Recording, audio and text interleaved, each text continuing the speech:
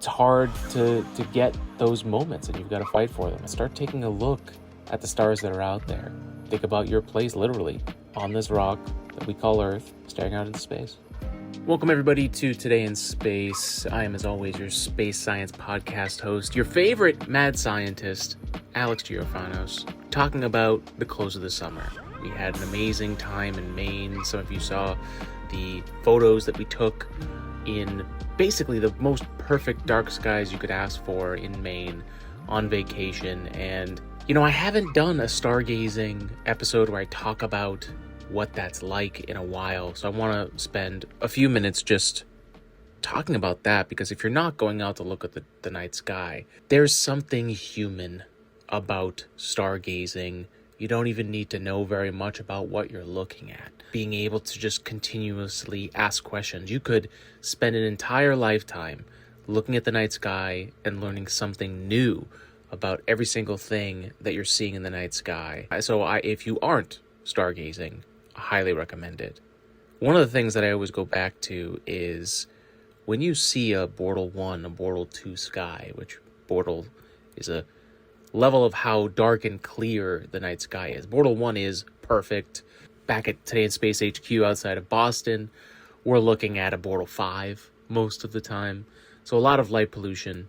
But up in Maine and other parts around the world, some parts in this country, Cherry Springs is another location I'll be traveling to for the first time with the Space Talkers. That's going to be a ton of fun. So we'll be able to talk stargazing before the summer's over again.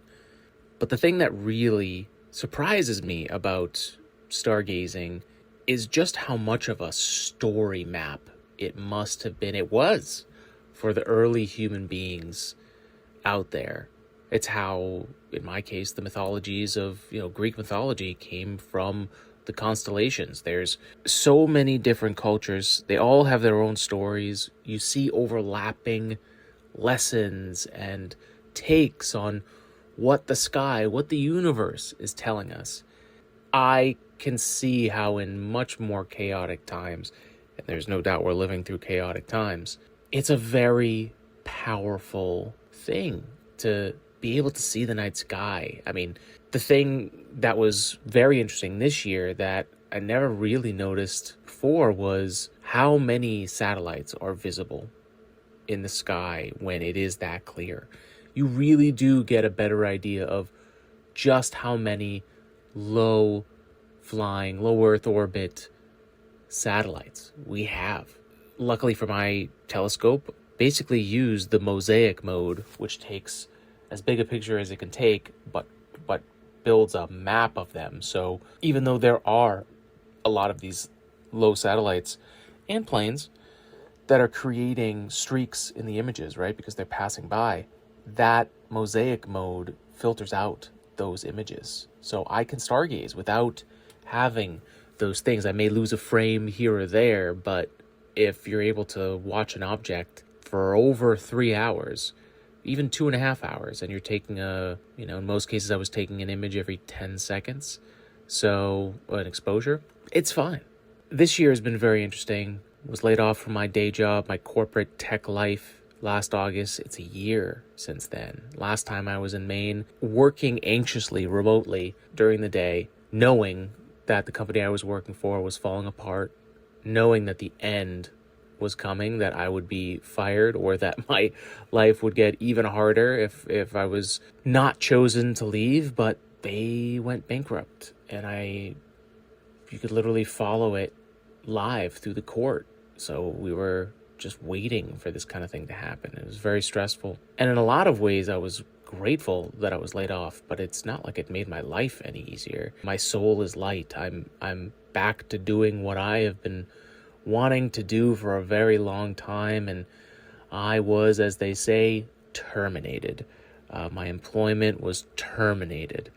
And what that means for me is there's no contract anymore. They severed it. They terminated it. So it gave me my freedom.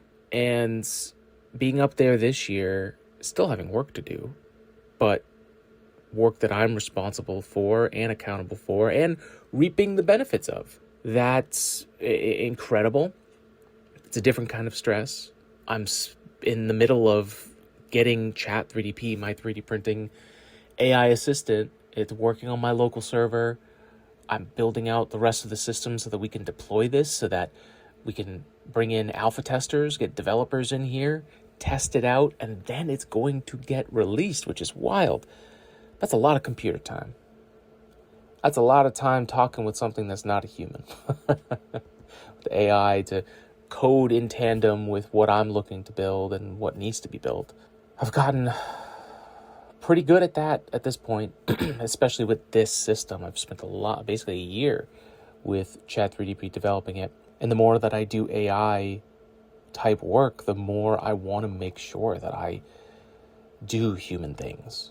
It's actually, if I think about my life a year ago to my life today, I'm doing more human things, more things with family, friends, I've got many years of working very hard and not having any time or energy to do anything else but keep the work train going and paying bills, along with everything that I do creatively online. I was maxed out and trying 15 to 20 different things because I was basically trying to figure out what was my next step. My day job wasn't secure anymore. I had done my business full-time with 3D printing, but there wasn't that extra piece, that extra thing that fills the gap between the waves, the tsunamis of work on projects and customer interests for just 3D printing or just designing.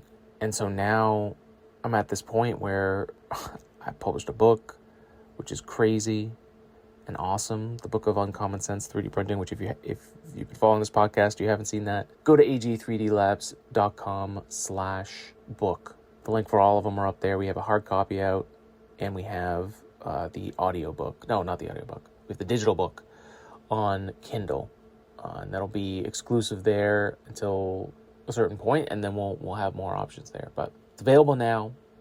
I can now say I'm an author. I still don't even identify as an author yet, which is strange. Strange on both ends. Strange that I'm not convinced that I am an author still, and that I can even say that.